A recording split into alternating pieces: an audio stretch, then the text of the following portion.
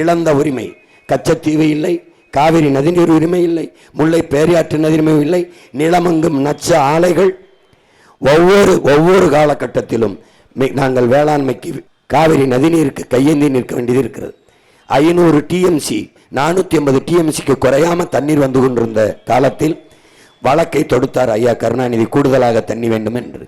அப்போது பிரதமர் அமைச்சராக இருந்தது அம்மையார் இந்திரா காந்தி.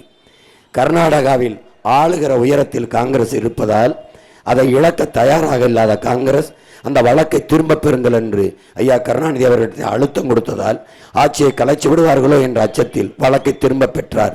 அது பிரச்சனையாக மாறியது. ஒவ்வொரு ஆண்டும் கையேந்தி 450 டிஎம்சி 500 டிஎம்சி இங்கே இப்போ 150 டிஎம்சிக்கு வழக்கு போட்டு ஒவ்வொரு நாளும் போராடி பெற வேண்டிய நிலைமையில் இருக்கிறது. 950 மில்லிமீட்டர் நமக்கு ஆண்டு ஒன்றுக்கு மழை, 4500 டிஎம்சி கிட்ட மழை தண்ணீர் நமக்கு கிடைக்கிறது. அந்த நீரிலே 1500 டிஎம்சியை தான் நான் பயன்படுத்துகிறோம், மீதியை கடலிலே கலக்க விடுகிறோம்.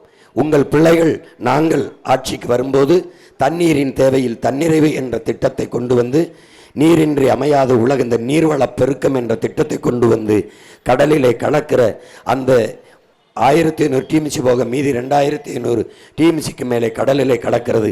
அதிலே 500 டிஎம்சியை நாங்கள் சேமித்தாலே போதும். கணக்கில்லாத ஏரி, குளம், குட்டை, கம்மாய், தாங்கள், கரணை என்று வெட்டி நம்ம தேக்கினாலே நம்ம அடுத்தவனிடத்திலே கையேந்த வேண்டிய அவசியமில்லாமல் போகும். தன்மானத்தோடு தமிழர்கள் தண்ணீரின் தேவையிலே தண்ணீரை விடந்து வாழ முடியும். அதை செய்தே ஆக வேண்டும் என்பதற்காகத்தான் உங்கள் பிள்ளைகள் நாங்கள் வந்தோம்.